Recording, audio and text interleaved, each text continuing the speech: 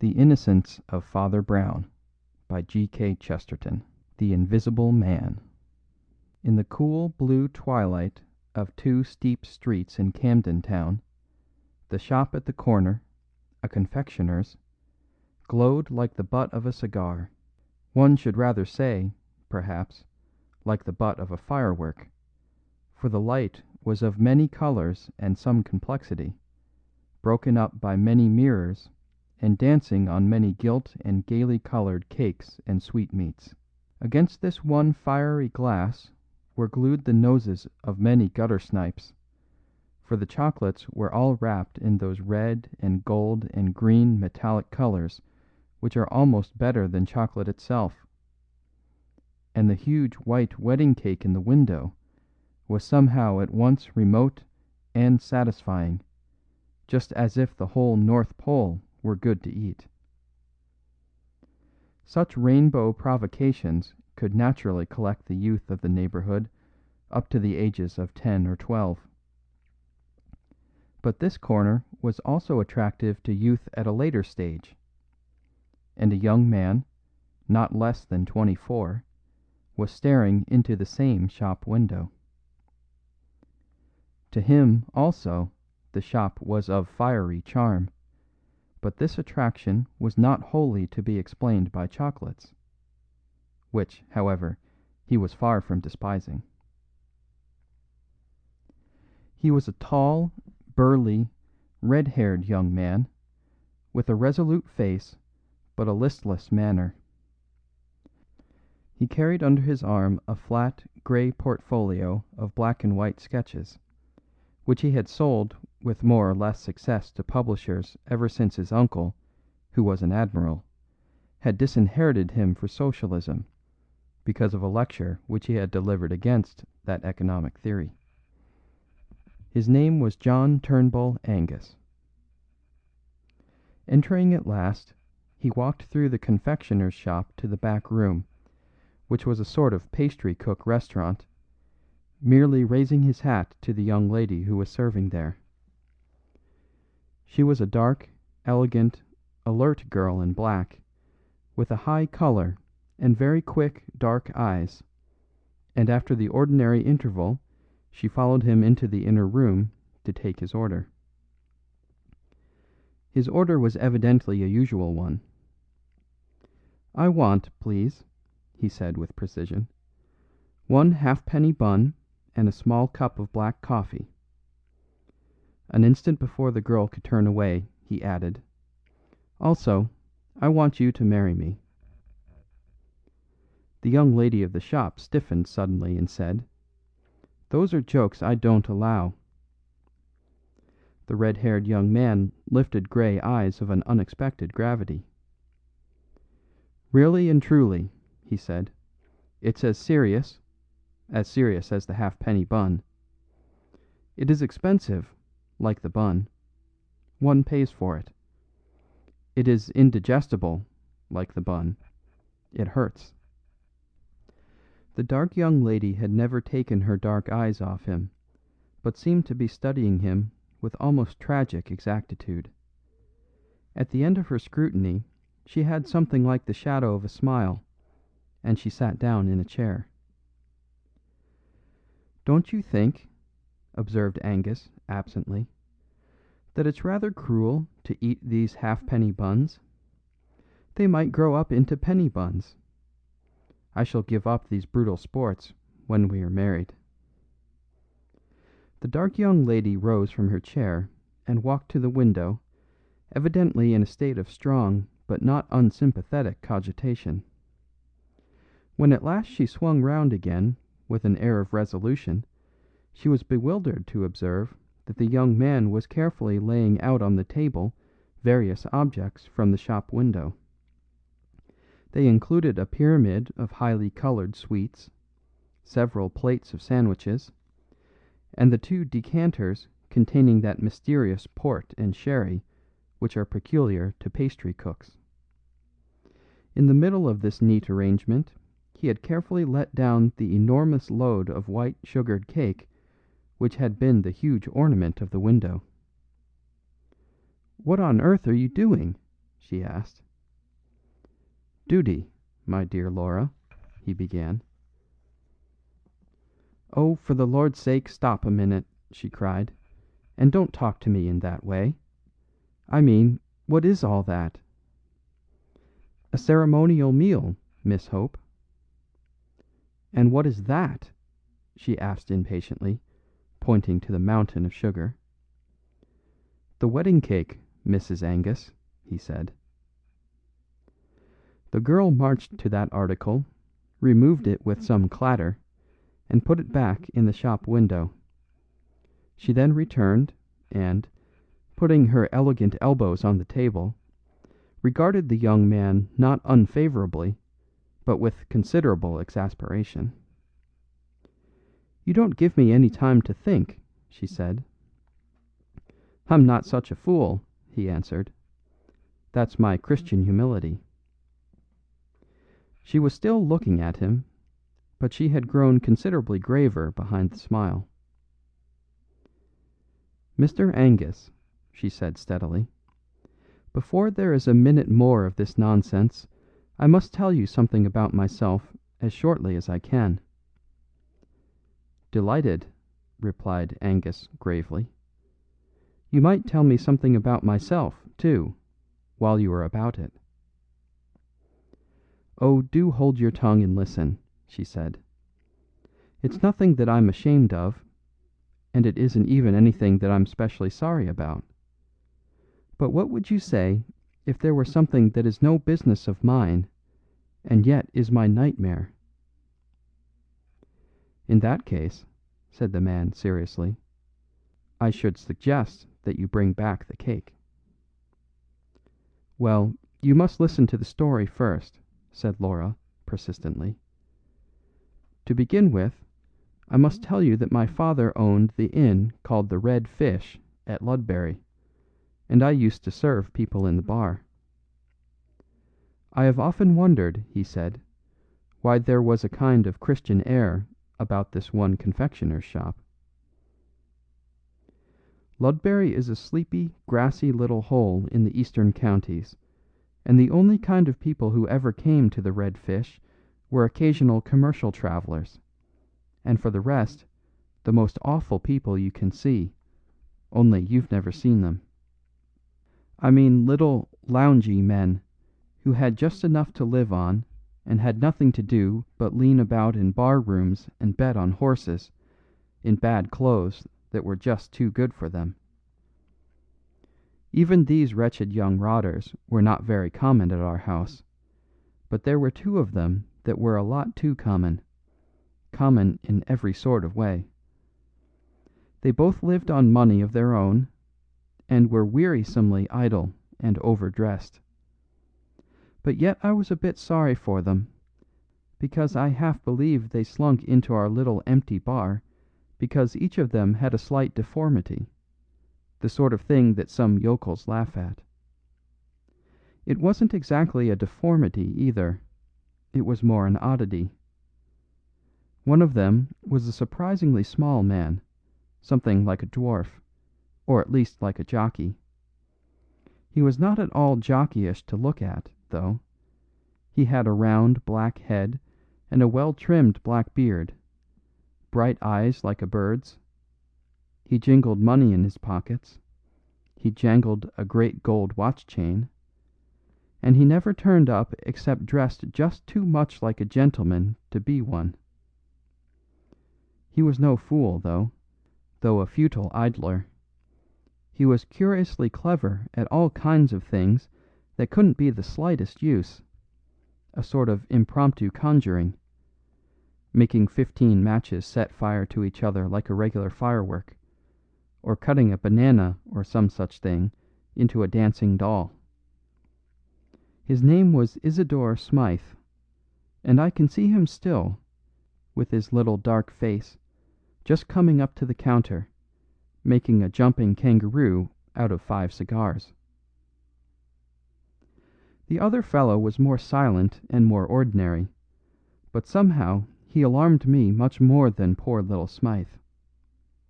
He was very tall and slight, and light-haired. His nose had a high bridge, and he might almost have been handsome in a spectral sort of way. But he had one of the most appalling squints I have ever seen or heard of. When he looked straight at you, you didn't know where you were yourself, let alone what he was looking at. I fancy this sort of disfigurement embittered the poor chap a little, for while Smythe was ready to show off his monkey tricks anywhere, James Welkin, that was the squinting man's name, never did anything except soak in our bar parlour, and go for great walks by himself in the flat grey country all round. All the same, I think Smythe, too, was a little sensitive about being so small, though he carried it off more smartly. And so it was that I was really puzzled, as well as startled, and very sorry, when they both offered to marry me in the same week. Well, I did what I've since thought was perhaps a silly thing. But, after all, these freaks were my friends in a way, and I had a horror of their thinking I refused them for the real reason, which was that they were so impossibly ugly. So I made up some gas of another sort, about never meaning to marry anyone who hadn't carved his way in the world. I said it was a point of principle with me not to live on money that was just inherited like theirs. 2 days after I had talked in this well-meaning sort of way, the whole trouble began. The first thing I heard was that both of them had gone off to seek their fortunes, as if they were in some silly fairy tale. Well, I've never seen either of them from that day to this. But I've had 2 letters from the little man called Smythe, and really they were rather exciting. "Ever heard of the other man?" asked Angus. "No, he never wrote," said the girl, after an instant's hesitation. "Smythe's first letter was simply to say that he had started out walking with Welkin to London, but Welkin was such a good walker that the little man dropped out of it, and took a rest by the roadside. He happened to be picked up by some travelling show, and, partly because he was nearly a dwarf, and partly because he was really a clever little wretch, he got on quite well in the show business, and was soon sent up to the aquarium to do some tricks that I forget. That was his first letter. His second was much more of a startler, and I only got it last week. The man called Angus emptied his coffee cup and regarded her with mild and patient eyes. His own mouth took a slight twist of laughter as she resumed. "I suppose you've seen on the hoardings all about this Smythe's Silent Service. Or you must be the only person who hasn't. Oh, I don't know much about it.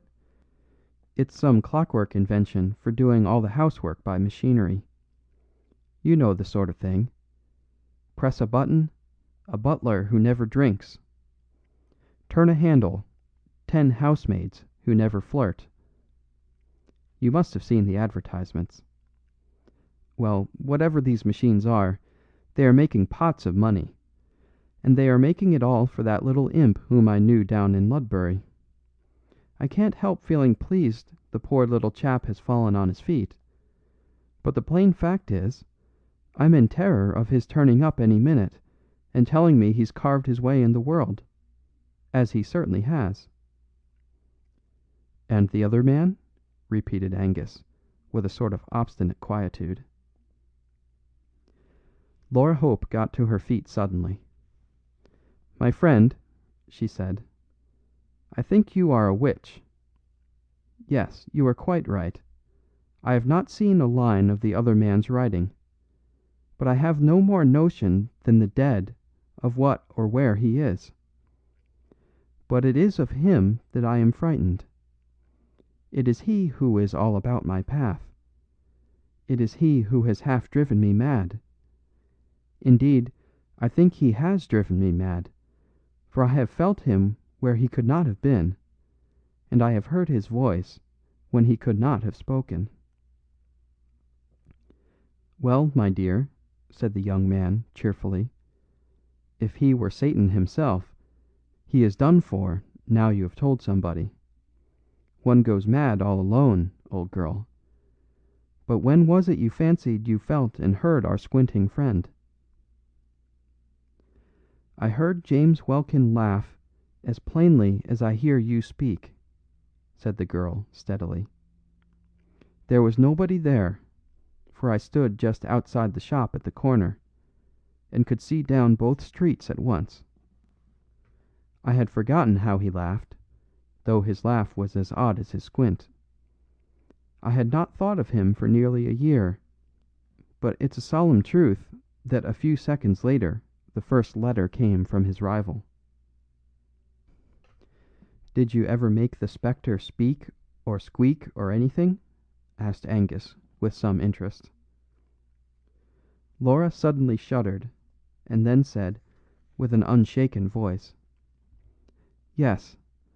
Just when I had finished reading the second letter from Isidore Smythe announcing his success, just then I heard Welkin say, 'He shan't have you, though.' It was quite plain, as if he were in the room. It is awful. I think I must be mad." "If you really were mad," said the young man, "you would think you must be sane. But certainly there seems to me to be something a little rum about this unseen gentleman. Two heads are better than one. I spare you allusions to any other organs. And really, if you would allow me, as a sturdy, practical man, to bring back the wedding cake out of the window." Even as he spoke, there was a sort of steely shriek in the street outside, and a small motor, driven at devilish speed, shot up to the door of the shop and stuck there. In the same flash of time a small man in a shiny top hat stood stamping in the outer room. Angus, who had hitherto maintained hilarious ease from motives of mental hygiene, revealed the strain of his soul by striding abruptly out of the inner room and confronting the newcomer. A glance at him was quite sufficient to confirm the savage guesswork of a man in love.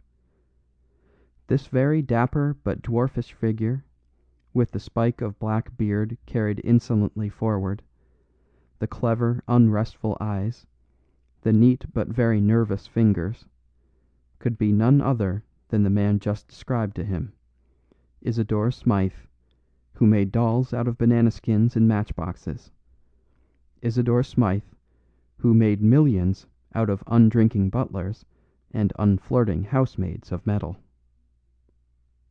For a moment the two men, instinctively understanding each other's air of possession, looked at each other with that curious cold generosity which is the soul of rivalry.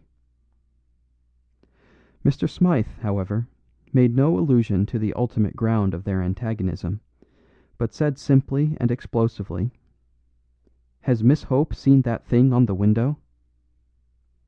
"On the window?" repeated the staring Angus.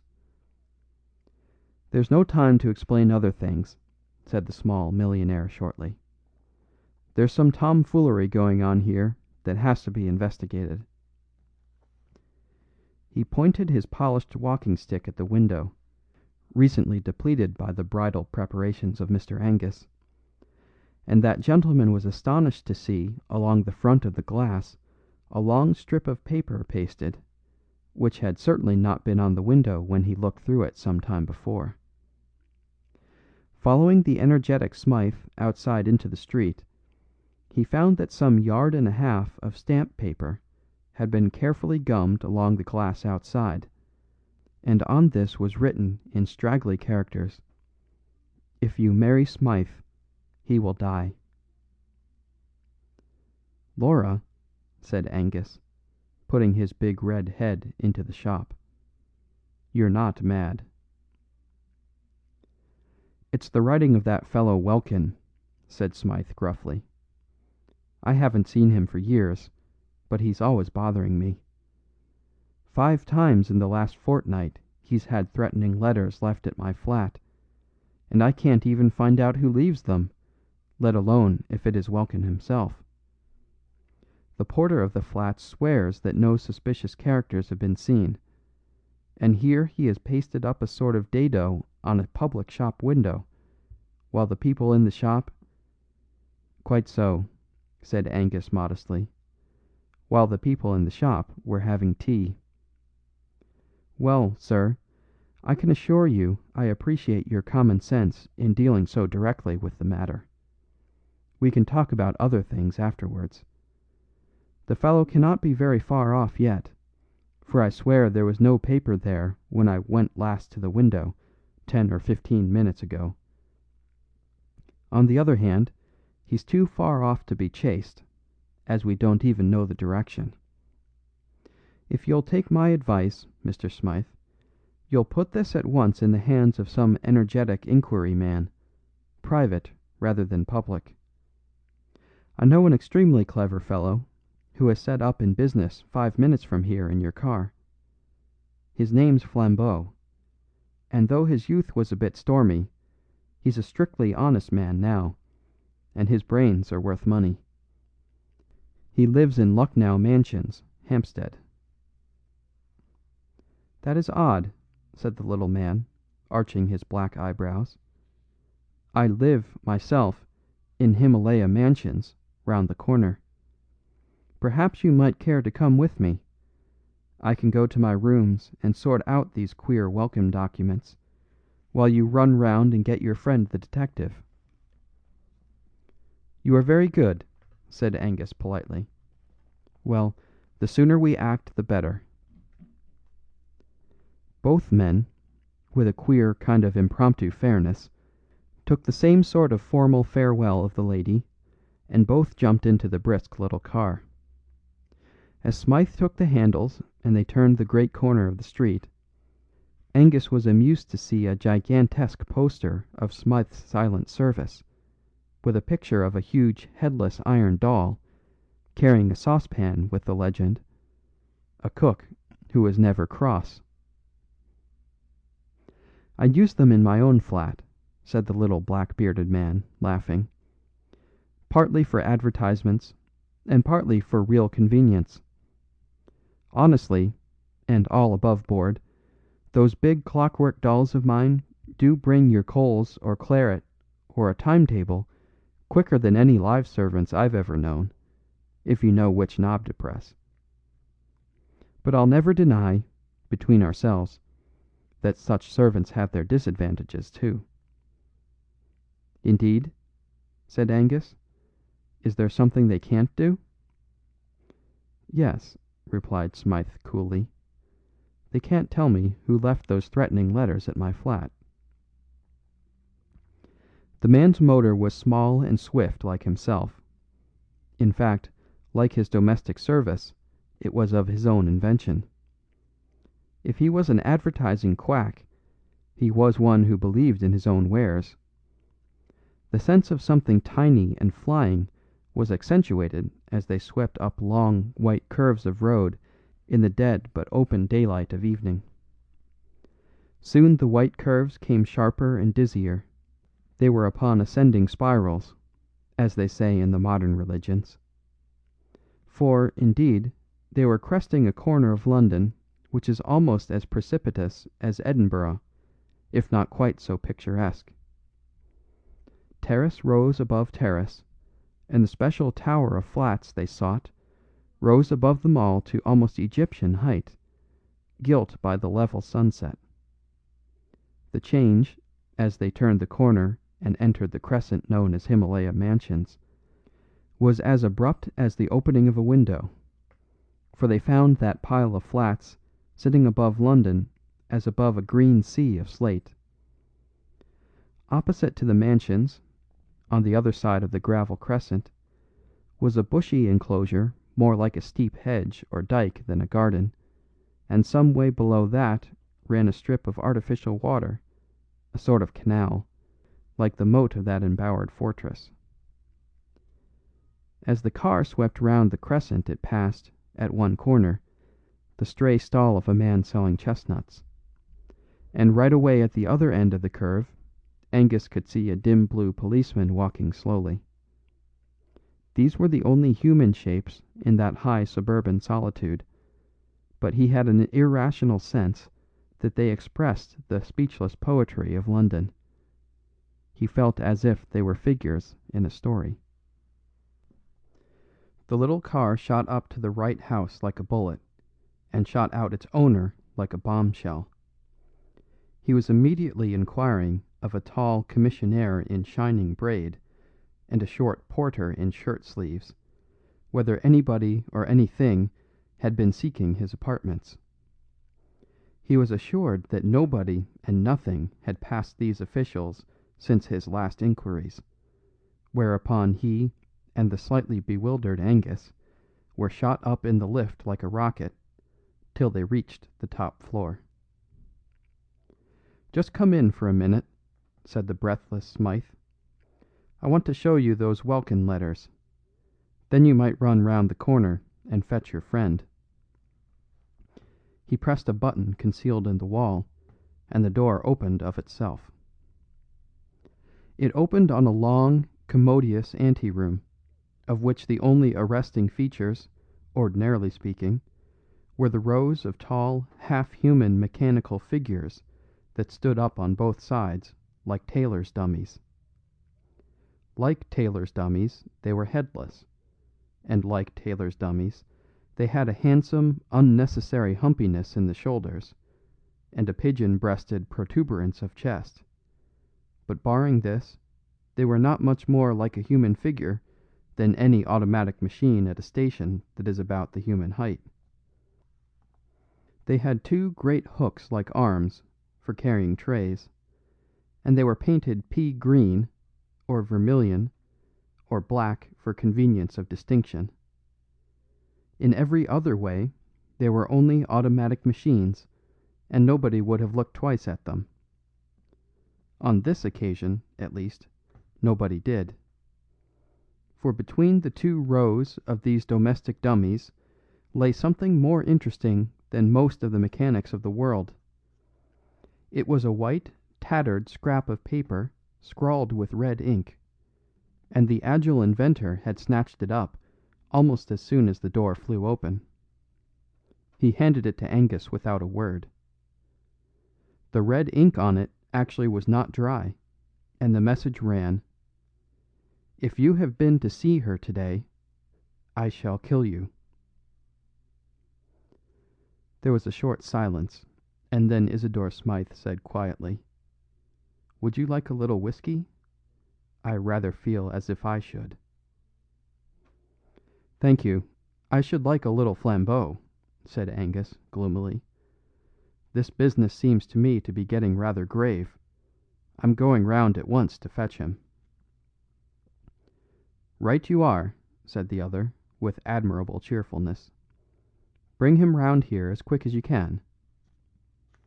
But as Angus closed the front door behind him, he saw Smythe push back a button, and one of the clockwork images glided from its place and slid along a groove in the floor, carrying a tray with siphon and decanter. There did seem something a trifle weird about leaving the little man alone among those dead servants, who were coming to life as the door closed. 6 steps down from Smythe's landing, the man in shirt sleeves was doing something with a pail. Angus stopped to extract a promise, fortified with a prospective bribe, that he would remain in that place until the return with the detective, and would keep count of any kind of stranger coming up those stairs. Dashing down to the front hall, he then laid similar charges of vigilance on the commissionaire at the front door, from whom he learned the simplifying circumstances that there was no back door. Not content with this, he captured the floating policeman and induced him to stand opposite the entrance and watch it, and finally paused an instant for a pennyworth of chestnuts and an inquiry as to the probable length of the merchant's stay in the neighbourhood. The chestnut seller, turning up the collar of his coat, told him he should probably be moving shortly, as he thought it was going to snow. Indeed, The evening was growing grey and bitter, but Angus, with all his eloquence, proceeded to nail the chestnut man to his post. "Keep yourself warm on your own chestnuts," he said earnestly. "Eat up your whole stock. I'll make it worth your while. I'll give you a sovereign if you'll wait here till I come back, and then tell me whether any man, woman, or child has gone into that house where the commissionaire is standing." He then walked away smartly, with a last look at the besieged tower. "I've made a ring round that room, anyhow," he said. "They can't all four of them be Mr. Welkin's accomplices." Lucknow Mansions were, so to speak, on a lower platform of that hill of houses, of which Himalaya Mansions might be called the peak. Mr. Flambeau's semi-official flat was on the ground floor, and presented in every way a marked contrast to the American machinery and cold hotel-like luxury of the flat of the silent service. Flambeau, who was a friend of Angus, received him in a rococo artistic den behind his office, of which the ornaments were sabres, harquebuses, Eastern curiosities, flasks of Italian wine, savage cooking pots, a plumy Persian cat, and a small dusty-looking Roman Catholic priest, who looked particularly out of place. "This is my friend Father Brown," said Flambeau. "I've often wanted you to meet him. Splendid weather, this. A little cold for southerners like me." "Yes, I think it will keep clear," said Angus, sitting down on a violet-striped Eastern ottoman. "No," said the priest quietly. "It has begun to snow." And, indeed, as he spoke, the first few flakes, foreseen by the man of chestnuts, began to drift across the darkening window pane. "Well," said Angus heavily, "I'm afraid I've come on business, and rather jumpy business at that. The fact is, Flambeau, within a stone's throw of your house is a fellow who badly wants your help. He's perpetually being haunted and threatened by an invisible enemy, a scoundrel whom nobody has even seen."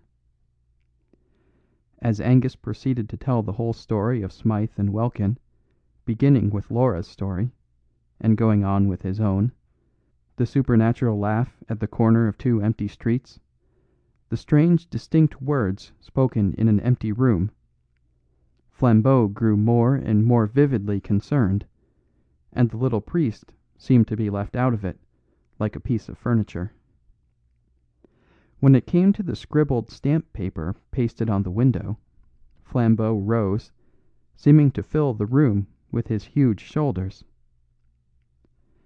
"If you don't mind," he said, "I think you had better tell me the rest on the nearest road to this man's house. It strikes me, somehow, that there is no time to be lost." "Delighted," said Angus, rising also, "though he's safe enough for the present, for I've set 4 men to watch the only hole to his burrow." They turned out into the street, the small priest trundling after them with the docility of a small dog. He merely said, in a cheerful way, like one making conversation, "How quick the snow gets thick on the ground." As they threaded the steep side streets already powdered with silver, Angus finished his story, and by the time they reached the crescent with the towering flats, he had leisure to turn his attention to the 4 sentinels. The chestnut seller, both before and after receiving a sovereign, swore stubbornly that he had watched the door and seen no visitor enter.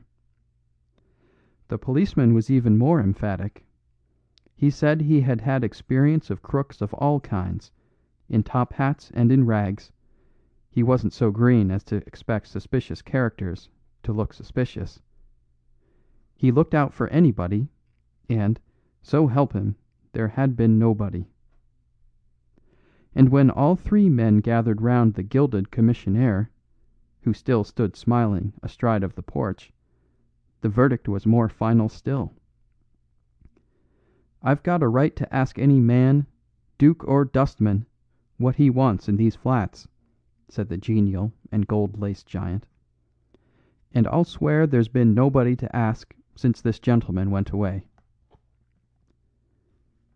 The unimportant Father Brown, who stood back, looking modestly at the pavement, here ventured to say meekly, "Has nobody been up and down stairs, then, since the snow began to fall?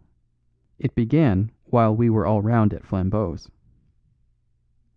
"Nobody's been in here, sir, you can take it from me," said the official, with beaming authority.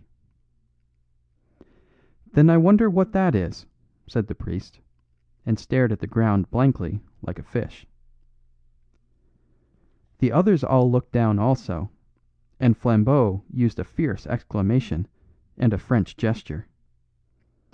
For it was unquestionably true that down the middle of the entrance guarded by the man in gold lace, actually between the arrogant stretched legs of that colossus, ran a stringy pattern of grey footprints stamped upon the white snow. "God!" cried Angus involuntarily. "The Invisible Man!"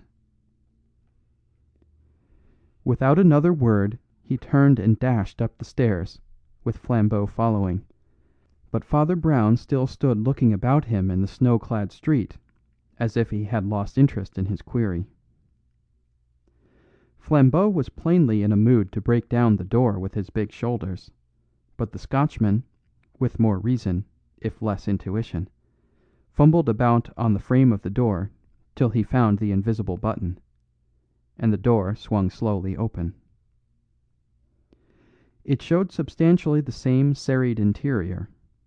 The hall had grown darker, though it was still struck here and there with the last crimson shafts of sunset, and one or two of the headless machines had been moved from their places for this or that purpose, and stood here or there about the twilit place.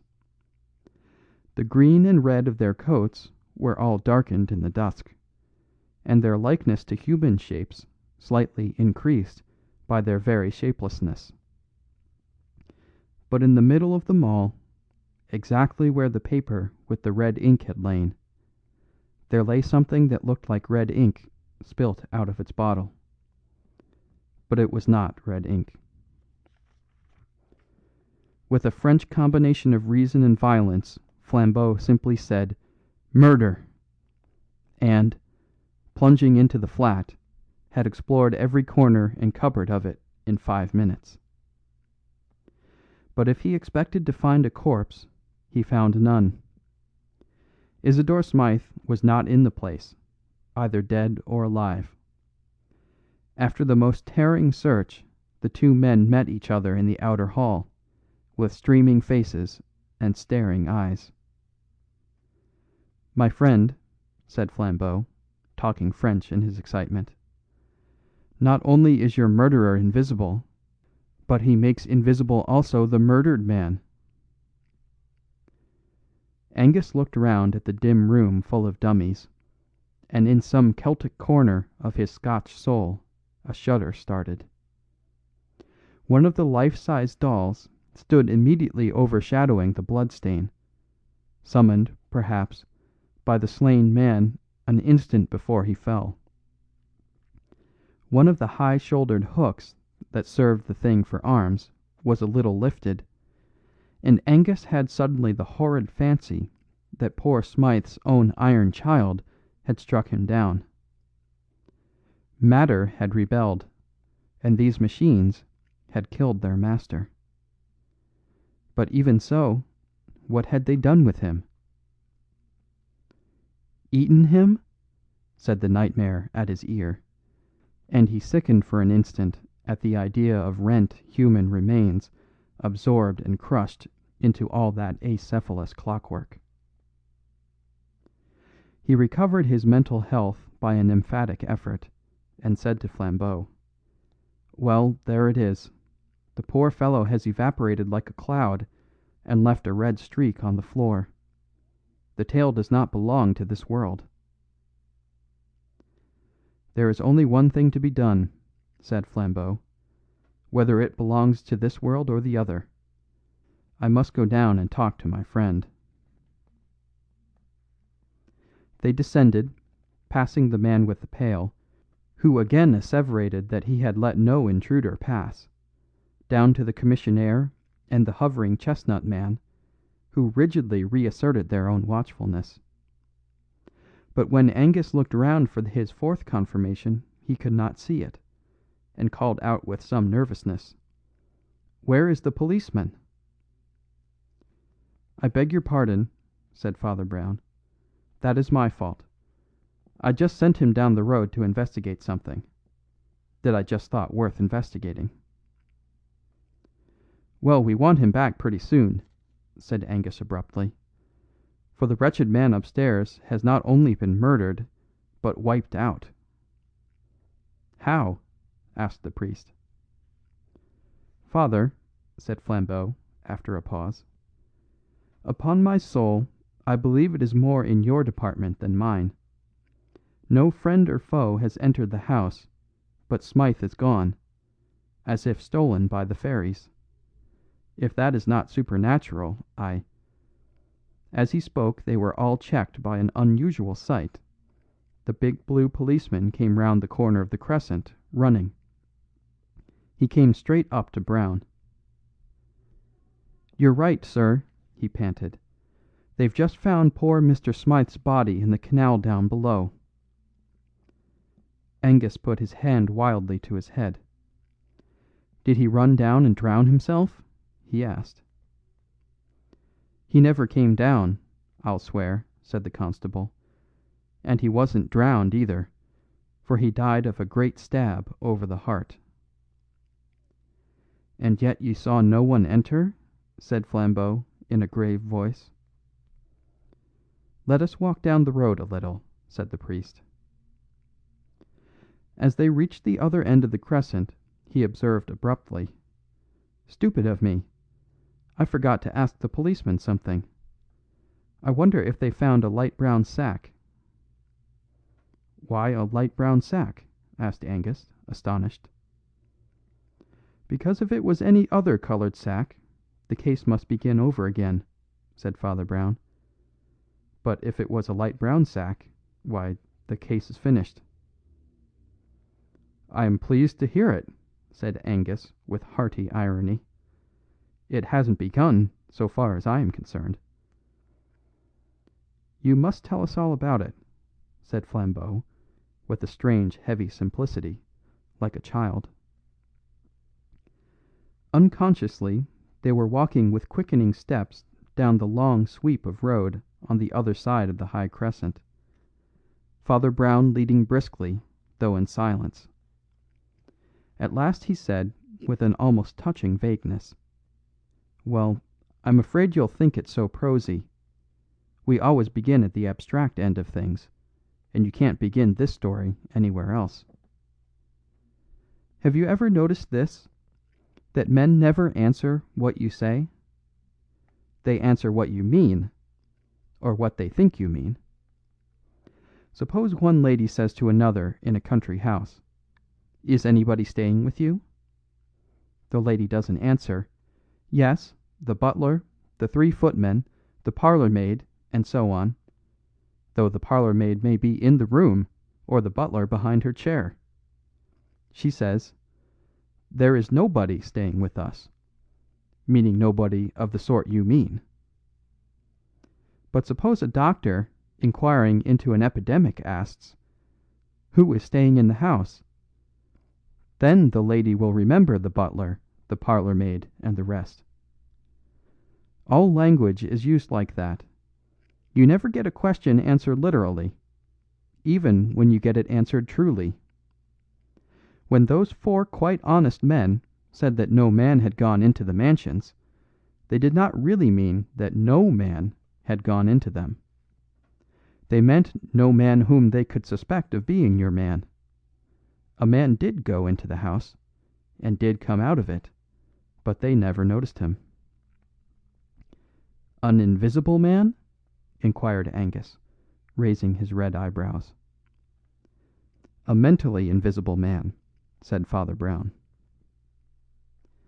A minute or two after, he resumed in the same unassuming voice, like a man thinking his way. Of course you can't think of such a man until you do think of him. That's where his cleverness comes in. But I came to think of him through 2 or 3 little things in the tale Mr. Angus told us. First, there was the fact that this Welkin went for long walks. And then there was the vast lot of stamp paper on the window. And then, most of all, there were the 2 things the young lady said, things that couldn't be true. Don't get annoyed, he added hastily, noting a sudden movement of the Scotchman's head. She thought they were true. A person can't be quite alone in a street a second before she receives a letter. She can't be quite alone in a street when she starts reading a letter just received. There must be somebody pretty near her. He must be mentally invisible. Why must there be somebody near her? Asked Angus. Because, said Father Brown, barring carrier pigeons, somebody must have brought her the letter. Do you really mean to say, asked Flambeau with energy, that Welkin carried his rival's letters to his lady? Yes, said the priest. Welkin carried his rival's letters to his lady. You see, he had to. Oh, I can't stand much more of this, exploded Flambeau. Who is this fellow? What does he look like? What is the usual get-up of a mentally invisible man? He is dressed rather handsomely in red, blue, and gold, replied the priest promptly with precision. And in this striking and even showy costume he entered Himalaya mansions under 8 human eyes. He killed Smythe in cold blood, and came down into the street again, carrying the dead body in his arms. Reverend sir, cried Angus, standing still, are you raving mad, or am I? You are not mad, said Brown, only a little unobservant. You have not noticed such a man as this, for example. He took 3 quick strides forward, and put his hand on the shoulder of an ordinary passing postman who had bustled by them unnoticed under the shade of the trees. Nobody ever notices postmen somehow, he said thoughtfully. Yet they have passions like other men, and even carry large bags where a small corpse can be stowed quite easily. The postman, instead of turning naturally, had ducked and tumbled against the garden fence. He was a lean, fair-bearded man of very ordinary appearance, but as he turned an alarmed face over his shoulder, all 3 men were fixed with an almost fiendish squint. Flambeau went back to his sabres, purple rugs, and Persian cat, having many things to attend to. John Turnbull Angus went back to the lady at the shop, with whom that imprudent young man contrives to be extremely comfortable. But Father Brown walked those snow-covered hills under the stars for many hours with a murderer, and what they said to each other will never be known.